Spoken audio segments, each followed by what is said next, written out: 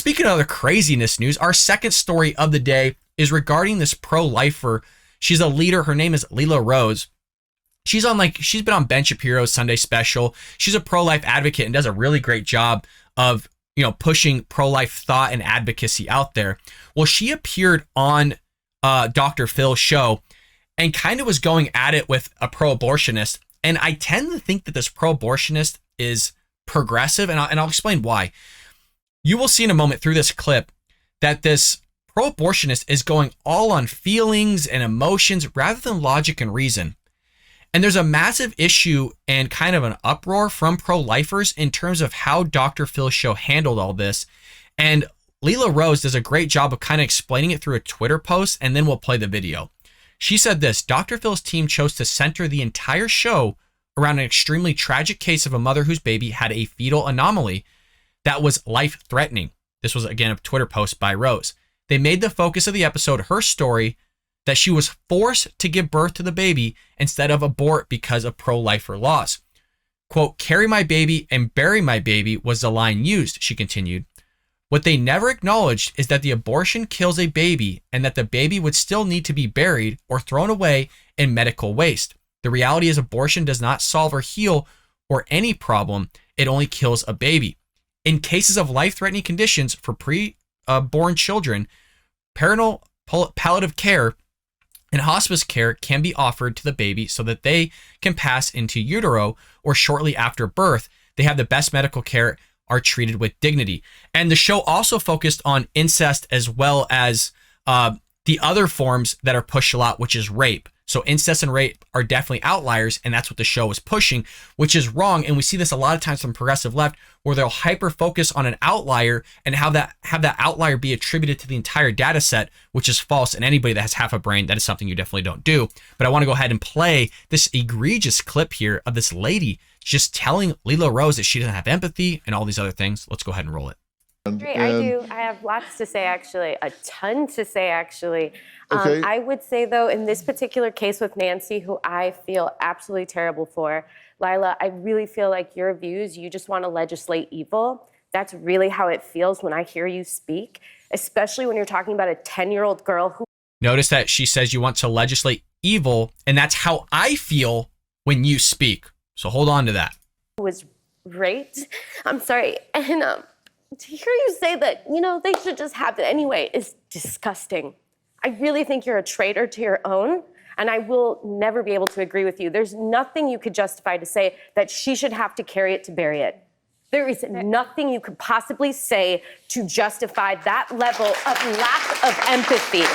And that's the problem I feel like in this country at the moment. We were founded on the lack of empathy, and we... What an amazing statement. We were founded on a lack of empathy. And that's what the progressive left does. That's what pro-abortionists do. Mind you, I used to be pro-choice, okay? I was once on this side. I never acted like this, though. Never acted like a knucklehead of putting yourself on a pedestal on higher moral ground than somebody else. Just to put it in perspective, this lady here, granted, she's using rape and incest as, the end-all be-all, when we all know that the massive amount of abortions by far and large are literally just elective. That it's because you just, you can't care for the child, or that, it was a mistake. In other words, it's just uncomfortable to have it and that you don't want to go through with it because it has negative consequences on your life. The vast majority of them are that case, but they're going to hyper focus on this so they can push a certain narrative. But you got to love that she's going to say that this country is founded on a lack of empathy when literally we have the greatest document in all of human history that says all men are created equal, of which basically no other country in the world has it, nor do they have our type of constitution. We're not... The stuff that they push and they peddle here is just all a bunch of caca, all a bunch of garbage spewing out of their mouths of just pent up rage and emotion without using this thing on their head called a head, their brain. It is so frustrating that we can't even have conversations with logic and reason. It always has to do with emotion. Where, again, if you want to have a conversation about the entire data as a whole, I'm fine to talk about that. But when you're trying to attribute outliers of rape and incest and connect it to with the majority of abortions, that's wrong. And anybody that knows basic statistics knows you don't do that. I'll continue. Just kept up with that tradition. If you have no empathy. Abortion is devastating to women's mental health. No one talks about that. The year after a woman has an abortion, what it's really like the year after a woman to have the child. What kind of trauma is the that? Trauma that is from the rape. Somebody? The trauma is from the rape. The child's an innocent party there. The child isn't born yet. It's not there. We should not take out general.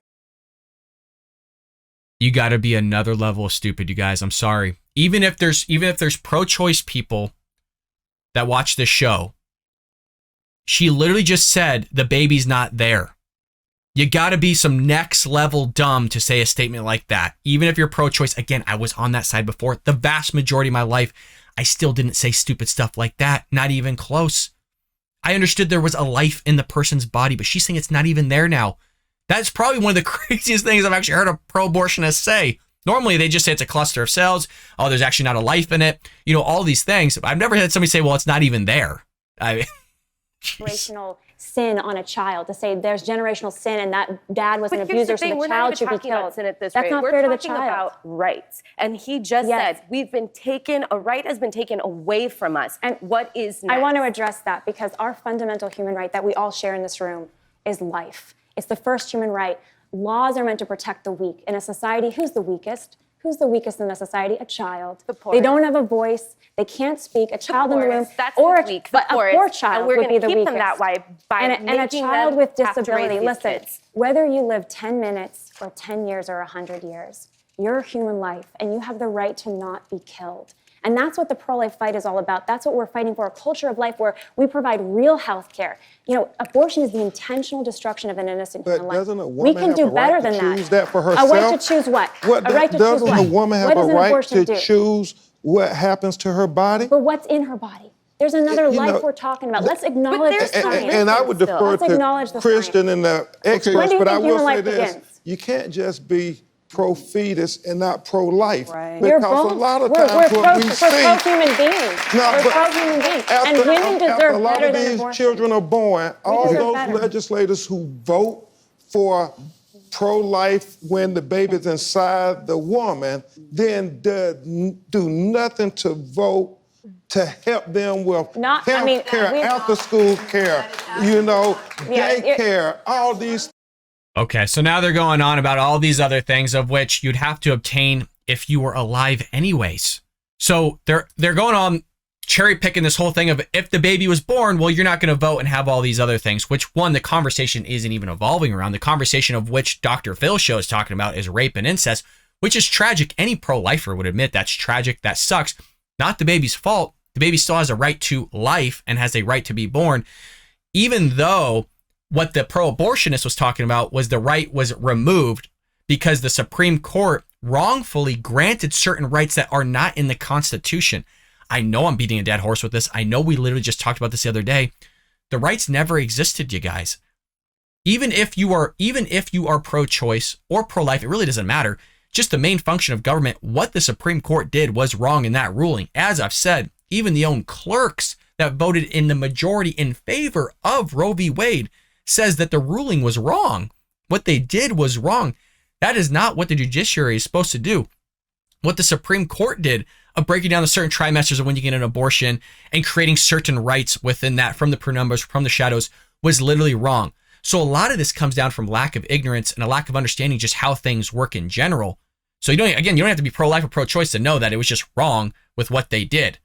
And putting it back to the states, of which where it's supposed to be, where you'd want that to be so you can elect if you want something to happen. I mean, the more power is back into the people and not the federal government. It's so mind-bending to me that Democrats would not want that kind of right to be in the hands of them to be able to vote for the very things that they want. And why would you want to leave it up to the freaking government? Oh, I forgot, because Democrats want bigger government, but they don't want bigger government when it goes against them, because when it goes against them, all of a sudden the Supreme Court's a bunch of activists, again, as we saw earlier in prior episodes. Oh, and if it goes against them, all of a sudden they're extremists. All of a sudden they're a threat to democracy. All of a sudden they're a threat to the country when things don't go their way. But when things do go their way, all of a sudden, kumbaya, everything's great. Look at us. Even though, again, Roe v. Wade, you do not have a right to abortion. They can call it health care for all they want. Health care for whom? There's two parties there. There is a child and there is a person. Health care for the person, but then you're going to murder somebody else. And the irony of all of it, and I'll end with this for this specific segment here, the irony of all of it is that literally somebody that is for killing another human life, probably up to the point of birth. I don't know that specific woman, but I know that parties, Democrat Party specifically, as well as pro-abortionists, are up to point of birth, literally centimeters from the vaginal canal. They are for killing that baby. It is so enriching that they are going to sit there, as well as ironic, they're going to sit there and talk about empathy when they're literally for chopping up a baby with scissors or whatever. I mean, they do it many different ways, sucking it out, throwing it in a trash can. They're talking about empathy with all of us. Rape or not, rape, incest or not, again, vast majority of abortions, not even anywhere near the rape and incest, the 1% that's used for that, are because of rape and incest. Therefore, because it's an inconvenient at the end of the day. But they're going to talk about us not having empathy. Just so mind-blowing you can have that type of connection. You're literally for murdering children, but you're going to talk to us about empathy and put yourself on a moral high ground than a pro-lifer.